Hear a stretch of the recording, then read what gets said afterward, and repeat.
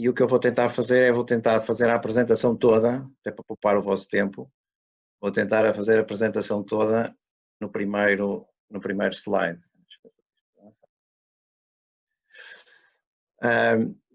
Portanto, vou tentar apresentar os principais indicadores em cerca de 20 minutos, depois as previsões para o próximo ano em cerca de 10 minutos e uma breve reflexão sobre a política económica no próximo ano.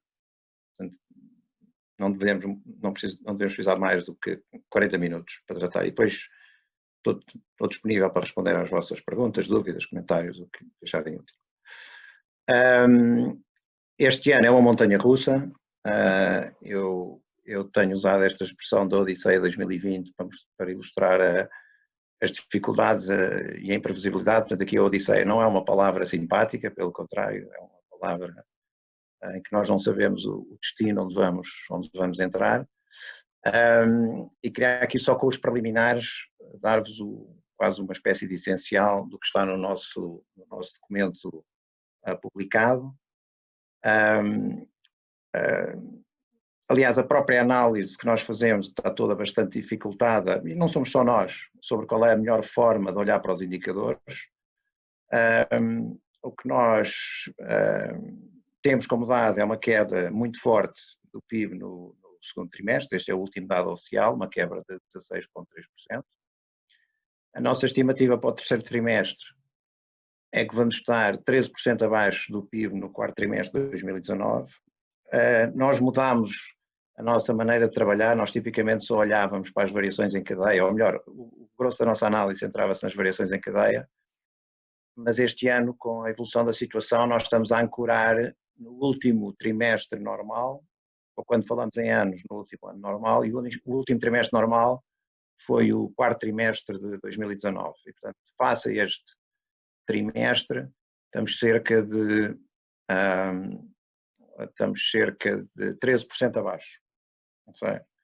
Portanto, temos muito para recuperar. E em termos nas variáveis normais, que tipicamente são publicadas, estamos a achar que vai ser uma variação homóloga de 12%.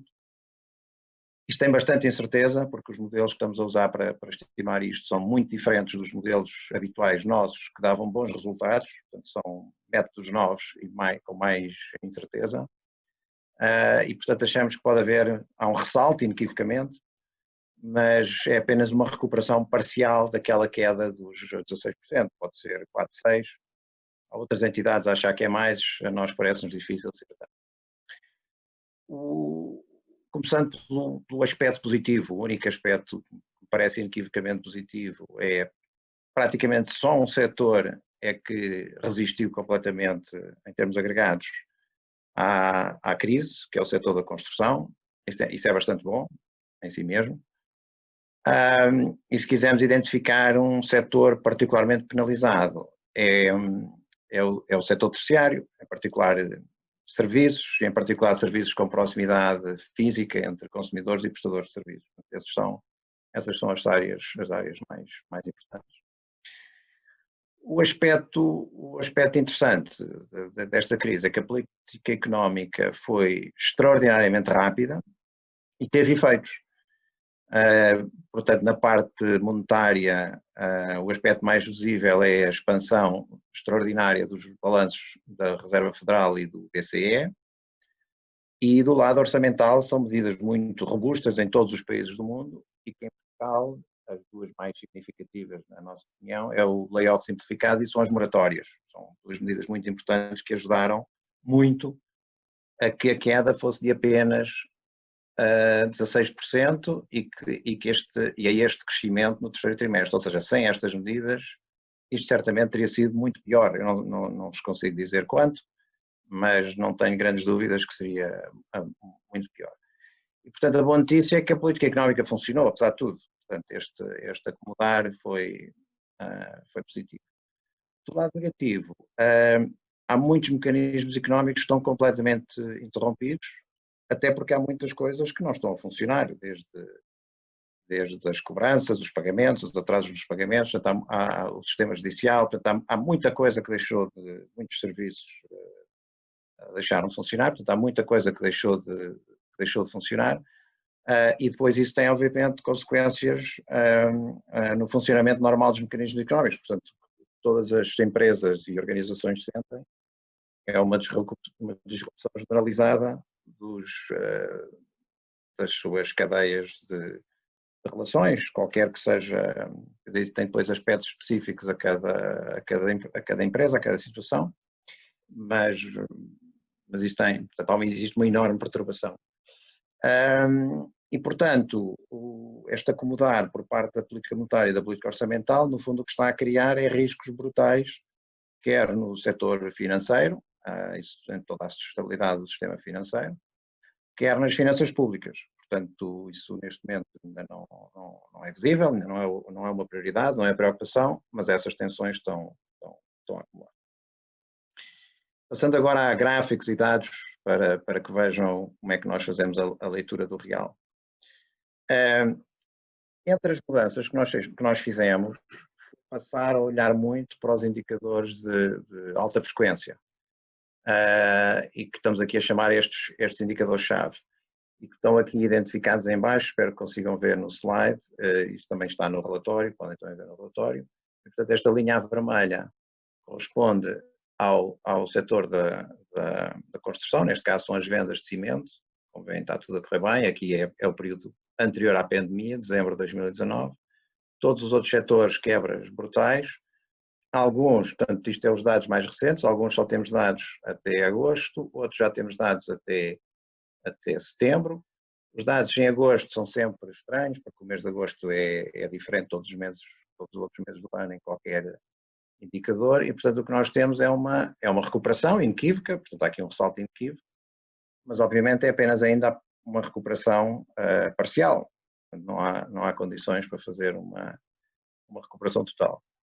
E estes indicadores, por exemplo, indicadores como o multibanco, os pagamentos multibanco, que é um dos indicadores que temos aqui representado, operações multibanco, aqui neste laranja, tipicamente até eram coisas que não tinham grande poder explicativo relativamente à evolução do PIB, porque havia muitos efeitos que se mostravam nesses indicadores, mas agora nós estamos a usar estes tipos de indicadores para tentar perceber o que está a acontecer.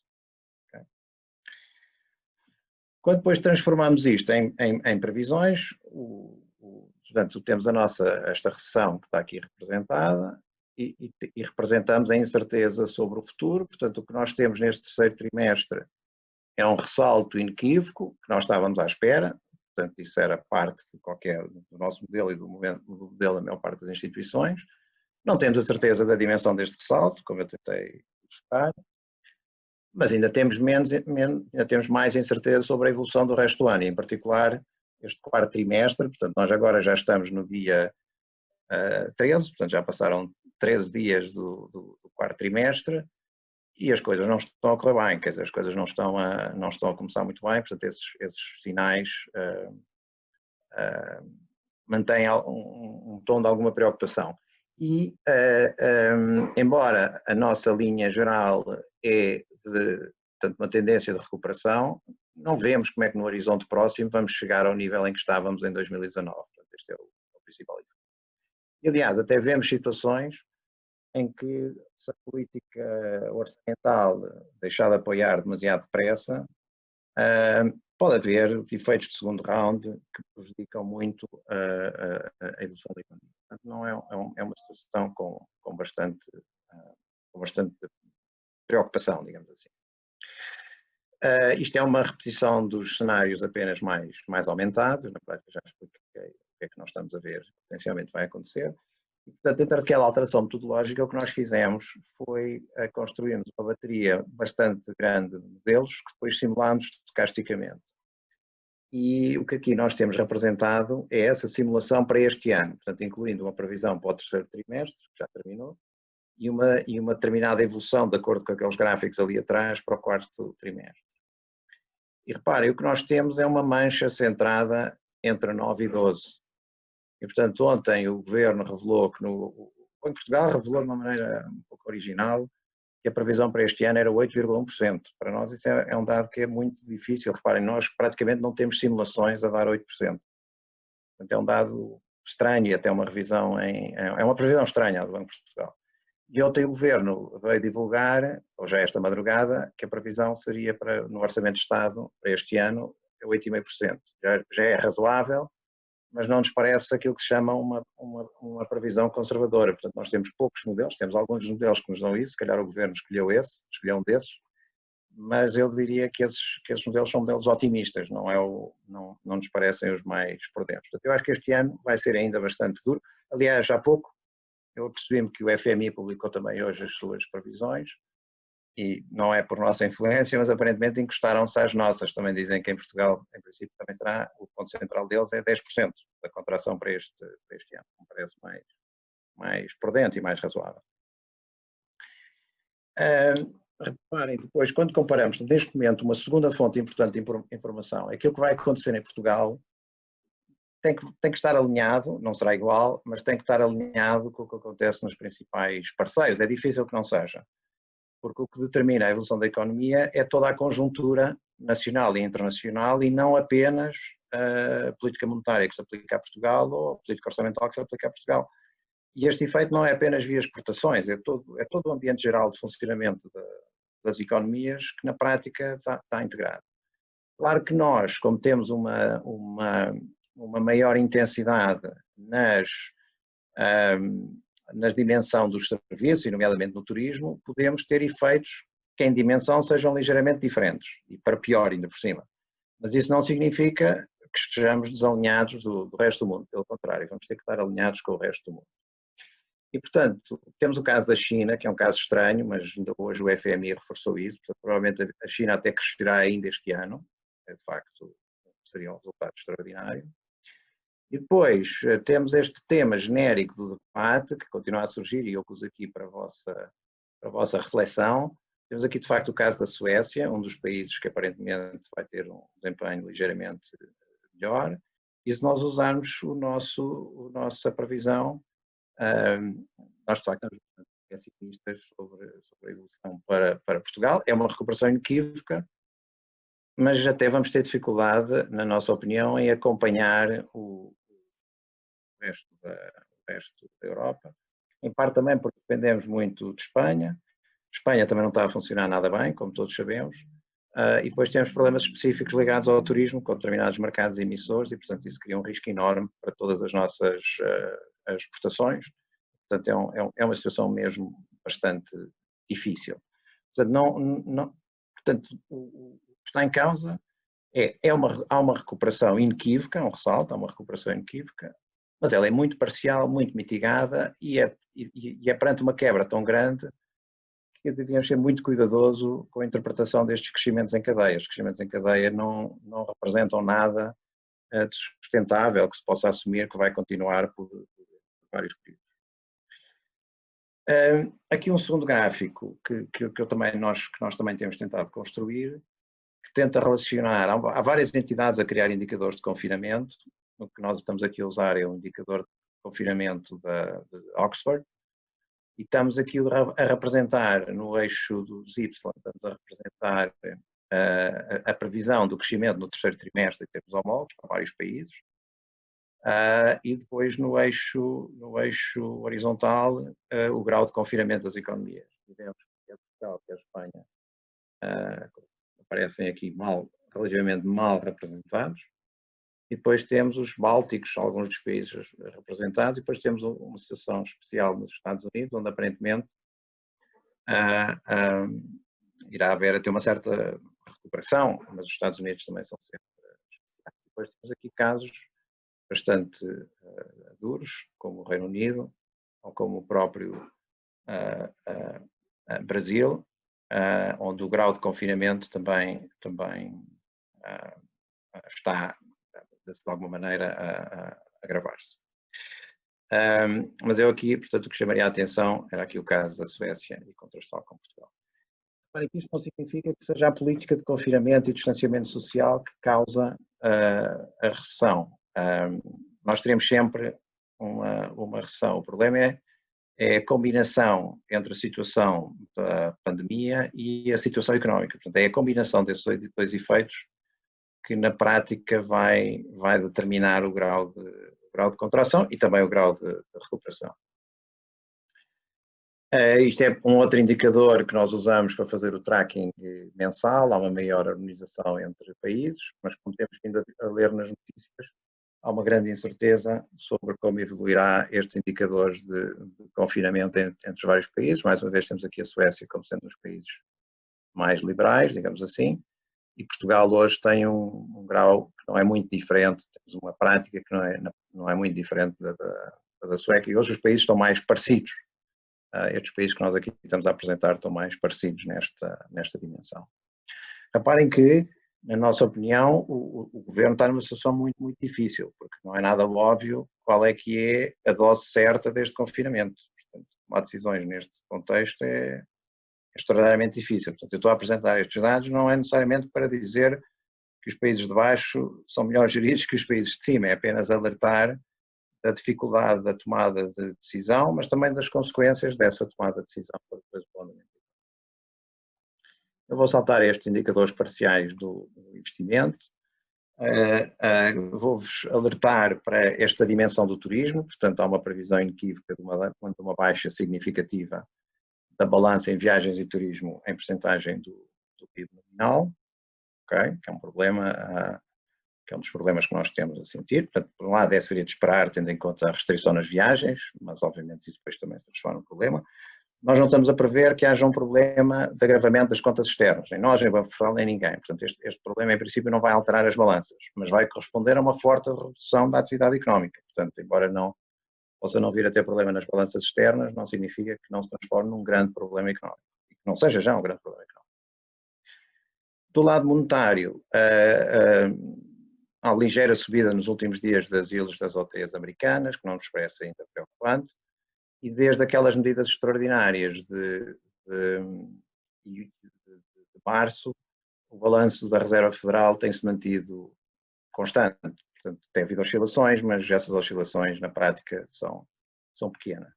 Já no mercado de trabalho americano, abandonámos aqueles números extraordinariamente elevados, mas se vocês virem os novos desempregados americanos continuam. Portanto, se não houvesse os meses para trás, os últimos meses seriam os piores de sempre. Portanto, no mercado de trabalho americano continua muito má, e só por ter havido recentemente coisas piores é que nós podemos sugerir que a coisa está a melhorar. Não, a melhoria é totalmente insuficiente. Quando passamos para a Europa, nós tipicamente usávamos os indicadores qualitativos para saber como estava a evoluir a economia. E aquilo que eu vos quero ilustrar é a dificuldade de usar isso agora. Por exemplo, estes são alguns dos indicadores, é o indicador IFO da Alemanha, com várias dimensões, eu agora não vou tentar explicar a diferença entre as várias dimensões, mas o que eu quero ilustrar é, se olharmos para um dos indicadores, nós já estamos melhor, se quiserem, do que a média anterior. Portanto, já tínhamos recuperado completamente e seria a recuperação em V. Mas se olharmos para outros indicadores qualitativos, nós estamos muito aquém, no caso da Alemanha, do que era a situação anterior à pandemia. Okay? Nós estamos numa situação em que a interpretação dos indicadores qualitativos é muito mais difícil do que era habitual e é muito mais difícil transformá-los em previsões de crescimento, e em parte é por causa disso que nós estamos a alterar as nossas metodologias de previsão e de antecipação do futuro. E agora vou passar bastante depressa os indicadores que estavam no princípio, aqueles indicadores de alta frequência. No volume de negócios dos serviços temos a tal, vejam só aqui este gráfico em cima, há uma recuperação parcial, inequívoca. Nas vendas de veículos houve uma recuperação parcial, mas é agosto e setembro, que são meses especiais, portanto é cedo, portanto isto dados sobre a sazonalidade. Nos multibancos a mesma coisa, recuperação, mas parcial, portanto insuficiente. Aliás, é daqui que vem a ideia da recuperação em capa, que é alguns setores sobem, mas outros setores descem, e é isso é que forma o capa da chamada recuperação em capa. As vendas de cimento é a única dado inequivocamente bom. Vocês olham para esta série, olhamos para esta série e é um ano normal. As vendas de cimento têm um ano que para mim é totalmente surpreendente, mas aconteceu, portanto não vale a pena discutir com os dados. Outros indicadores coincidentes, mais qualitativos, que tipicamente são muito importantes. Temos outra vez a ideia da recuperação parcial. Okay? Ou seja, os indicadores subiram em agosto e setembro, mas estão muito aquém do que era o patamar que estavam no final do ano passado. Quando comparamos com outros países, cá temos outra vez Portugal aquém dos outros países, ou seja, não é que tenhamos caído tão fundo como os outros, mas os sinais que temos, os últimos indicadores, estamos aquém dos outros. Isso pode ser parcialmente explicado pela importância dos serviços de proximidade na economia portuguesa e a importância do turismo, portanto, isso seria uma das explicações possíveis, mas independentemente da explicação, eu acho que isto é um facto, esta situação, nós não estamos a recuperar tão depressa como os outros. Não se passa nada nas obrigações do Tesouro portuguesas, portanto, o mundo continua a olhar para nós como se a nossa dívida fosse tão boa como era, portanto, aqui não há problema ainda. O desemprego registado teve uma subida muito grande, mas pequena comparado com a crise anterior, portanto, isto é enorme, não há outro adjetivo para qualificar, mas pode ser muito pior, e na minha opinião, o normal é que se torne pior antes de tornar melhor, até porque o layoff simplificado travou objetivamente estas medidas. Portanto, o layoff, haverá muitas empresas com trabalhadores em layoff simplificado que, por razões várias, não se inscreveram no emprego, queria ter uma dificuldade estatística, e que nós temos aqui patente, por exemplo, neste gráfico, é estranho, não é? Portanto, isto é o crescimento homólogo. Portanto, isto é os dados todos da economia portuguesa, entre variação, crescimento do PIB e variação do desemprego, portanto, crescimento homólogo do PIB, variação do desemprego, e este é o dado do segundo trimestre, portanto, uma forte contração do PIB, os tais 16%, e uma melhoria do desemprego, se acreditarem nisso, estão a ver? E o que nós estamos a antecipar para o terceiro trimestre é uma forte contração do PIB, com uma degradação do desemprego. Aliás, o Governo ontem vai fazer uma previsão para o desemprego no ano até pior que a nossa, bastante pessimista, portanto o Governo estará bastante preocupado. E reparem, aqui há uma ligação direta com a política orçamental, portanto se houver layoff simplificado, o desemprego não aumenta tanto, se acabar o layoff simplificado, o desemprego vai aumentar muito mais, portanto há aqui uma medida de política que há um controle parcial da situação por parte do Governo, pelo menos no curto prazo. Esta situação dificulta muito, porque os valores que nós estamos a observar do crescimento económico são completamente desalinhados da história de Portugal, e, portanto, é muito difícil confiar em qualquer modelo estatístico para estabelecer relações, é mesmo muito, muito difícil. É muito ousado fazer previsões rigorosas sobre isso. Nas perspectivas orçamentais, eu só vos queria, portanto, neste momento, o Governo antecipa um déficit de 7% para este ano, 7,3%. A nós parece-nos curto, mas ainda não fizemos conta, ainda não estudámos o relatório do Orçamento do Estado. Prevê 4,3 para o próximo ano, foi isso que divulgou, e prevê a subida da dívida para 135 este ano e uma ligeira descida no ano que vem. Neste momento, eu penso que a prioridade é a economia, de facto, e, portanto, estou menos preocupado com estes indicadores de déficit e de dívida do que com os indicadores do crescimento. Mas depois farei mais um comentário sobre isso no final. Saltar estes gráficos também.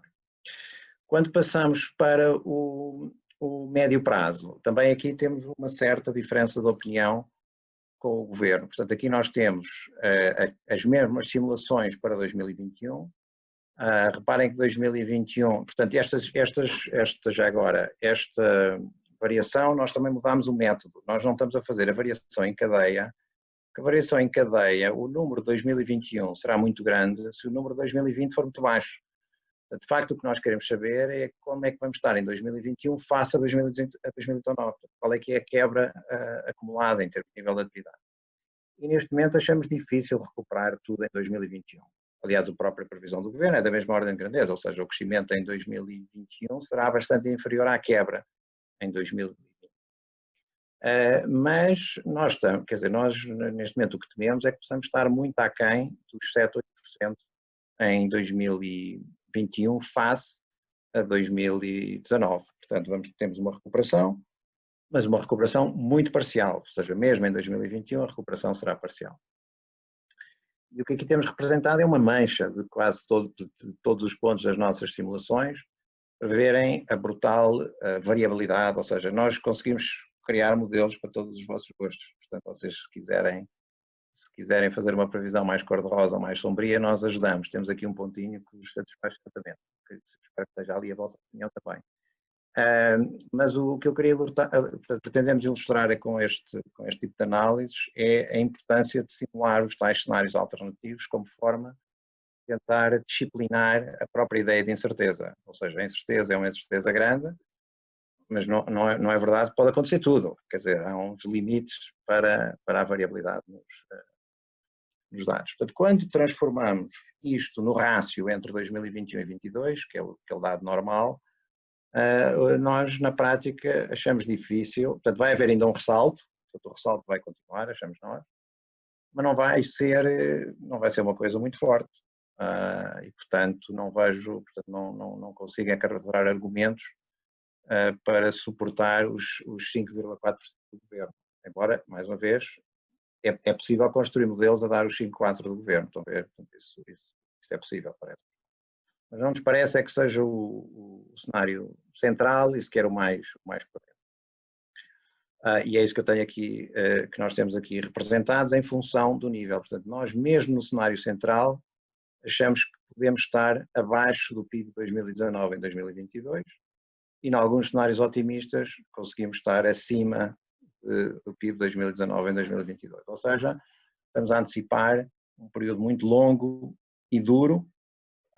E na perspectiva de empresas e instituições, o que está aqui em causa, obviamente, é o risco de sobrevivência de empresas e instituições, que é o risco das empresas conseguirem, e instituições, se conseguirem financiar durante um período que não é apenas uma interrupção de trimestre ou de 6 meses, mas pode ser uma interrupção profunda de acesso quer a receitas, quer aos próprios mercados de capitais, para efeitos de financiamento e todas as outras. É um cenário de grande risco nesse sentido, e que está indiretamente ligado com as evoluções do lado da pandemia. Portanto, os mais otimistas podem achar que a recuperação será mais rápida se houver vacina e se os tratamentos melhorarem muito, mas mesmo que isso aconteça, provavelmente outras incertezas aparecerão pela frente, e não vai ser fácil desenhar cenários muito cor-de-rosa para a perspectiva da economia portuguesa há 3 anos, que é o nosso horizonte normal de partida.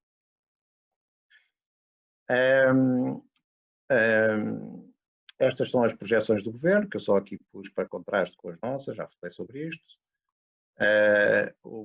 Outras entidades que nós seguimos consenso, nós estamos entre os mais pessimistas entre essas entidades, mas mesmo assim o cenário é bastante mau. Estamos aqui a discutir a diferença entre 9 e 10, portanto é uma situação bastante diferente.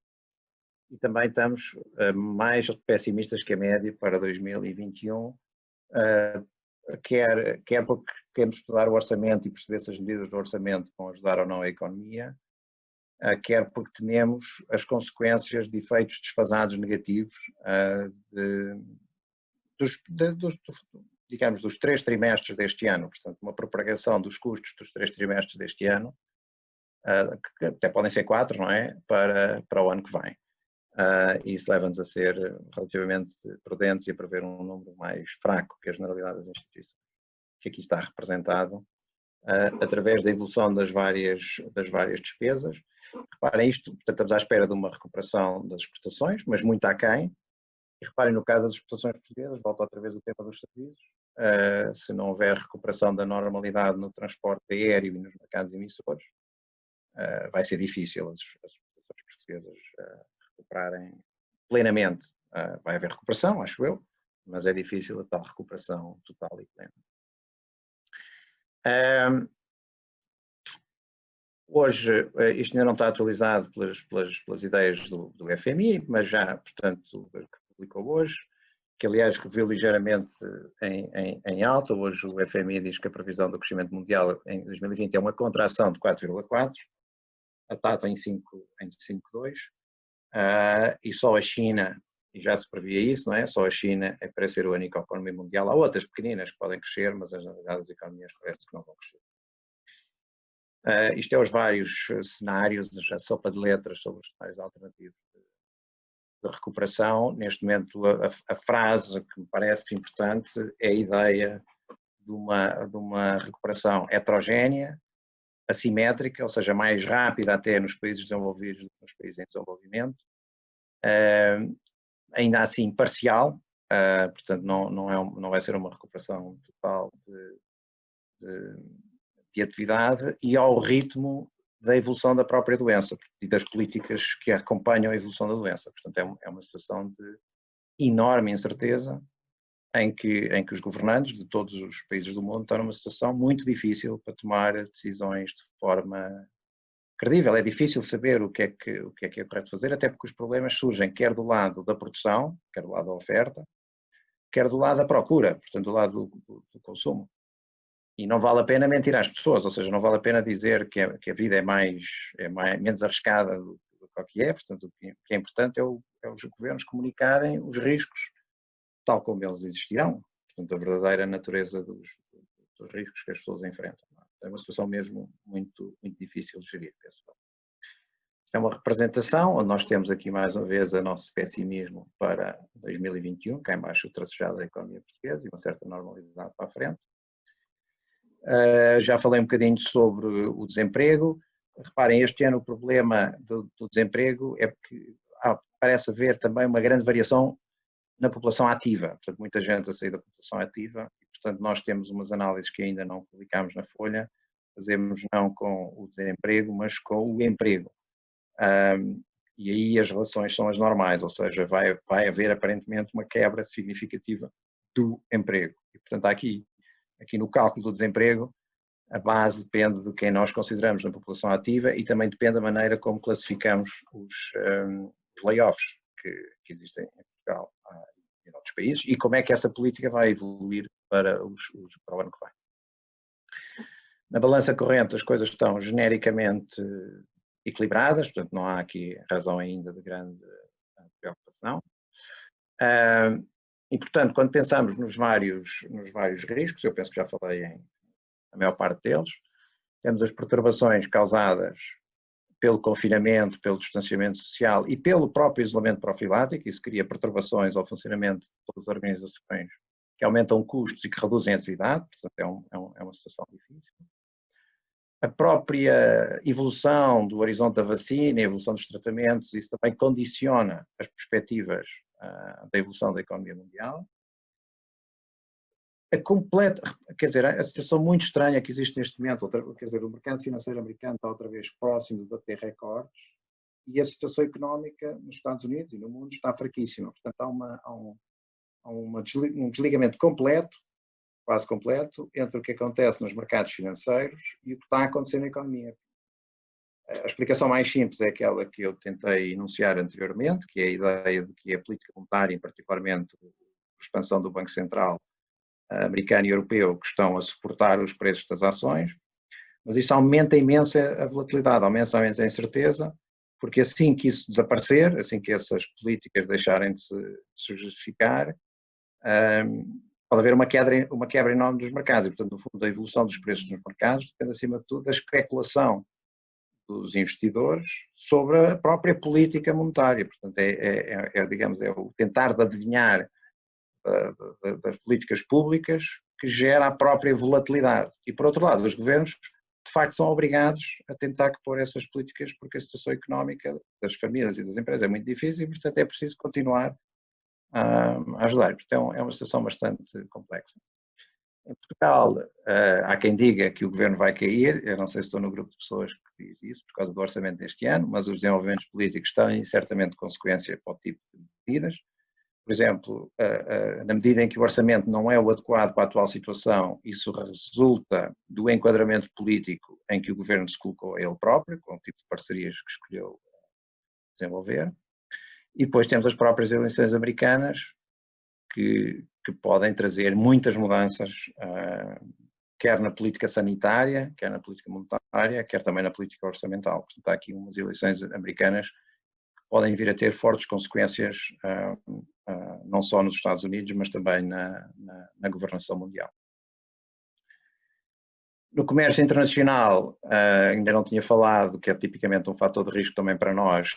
Mais uma vez, a ideia de recuperação parcial, portanto, uma recuperação significativa face a março, mas nem de perto nem de longe equivalente à anterior. A título de comparação, vejam que na crise de 2009, a quebra nestes indicadores de comércio internacional foi muito maior do que esta de março e abril.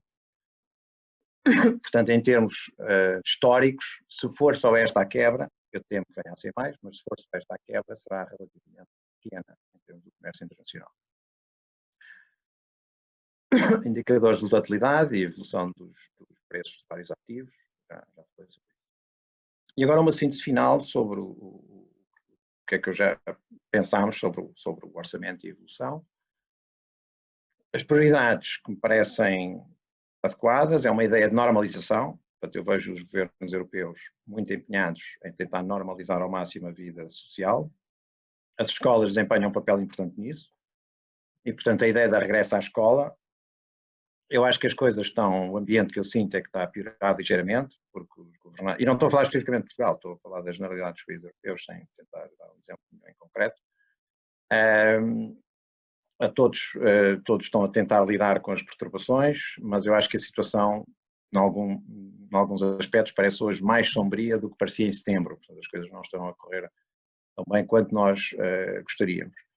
E depois a necessidade de gerir expectativas, quer dizer, a sociedade está muito cansada, as pessoas estão muito cansadas, há muitas pessoas também com receio, há um ambiente estranho na sociedade e é difícil gerir as expectativas entre o otimismo de que vai haver curas e tratamentos e vacinas e ter uma ideia do que é o horizonte temporal razoável para isso. Portanto, esse é um tema.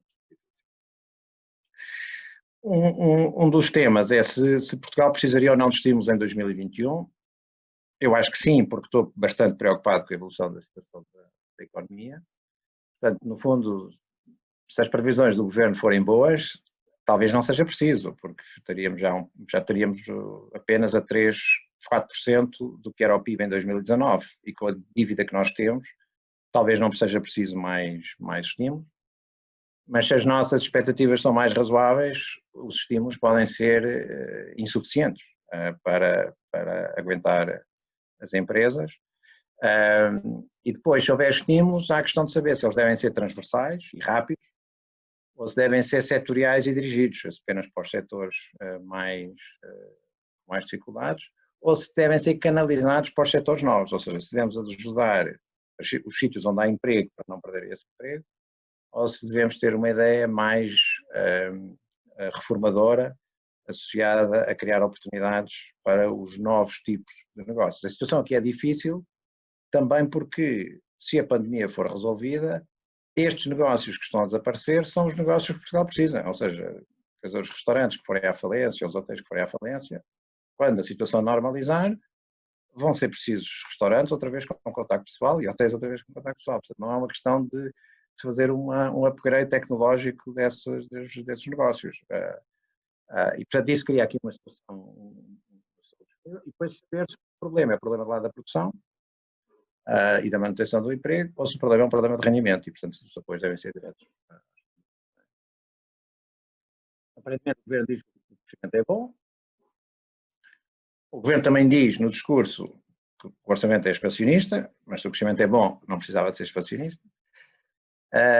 E por outro lado, se é expansionista, como é que se explica que o déficit deixa tanto de um ano para o outro? Isso não é apenas um efeito nominal do PIB de 2020 ser muito mais pequeno que o PIB de 2019. O déficit em termos reais, em termos nominais em euros, é muito maior. O que o governo diz é que seria 14 mil milhões em 2020 e cerca de 9.100 mil milhões 9,1 mil milhões em 2021. E, portanto, não é claro de onde é que vem a diferença, é porque é a redução dos apoios, portanto, os apoios que estão a ser dados em 2021 vão ser muito menores do que os apoios que foram dados em 2020. Eu ainda não, confesso que ainda não compreendi essa lógica e essas prioridades. Em síntese, é normal que haja um ressalto em 2021, parece-me a mim. Há este debate sobre a necessidade dos apoios à economia em 2021, que eu acho que ainda vão continuar a ser necessários. Isto não é específico para Portugal, é generalizado a todo o mundo desenvolvido, mas devia ser calibrado em função da recuperação. Portanto, quem recuperar mais não precisa de tantos apoios, quem recuperar menos vai precisar de mais apoios.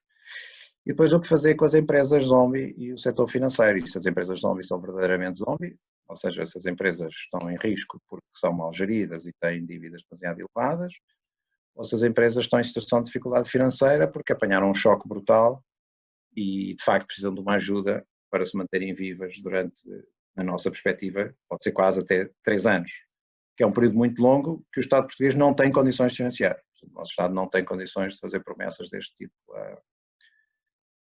às empresas portuguesas.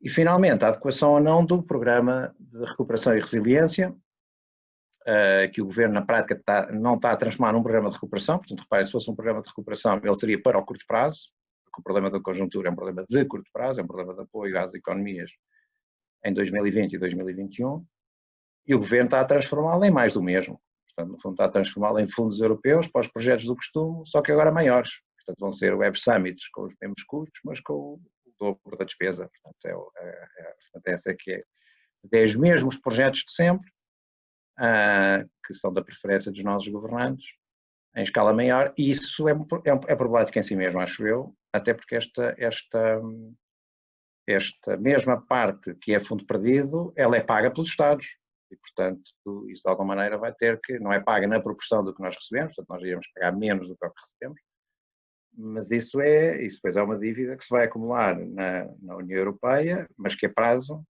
os Estados têm que pagar, ou então têm que aceitar impostos europeus que a paguem, que é equivalente, não é? Têm que aceitar impostos europeus que façam essa cobertura, e isso é equivalente a serem os Estados a pagar as dívidas. Isso seriam impostos que seriam, digamos, em condições normais, direitos dos próprios Estados. Bom, espero ter cumprido os 40 minutos.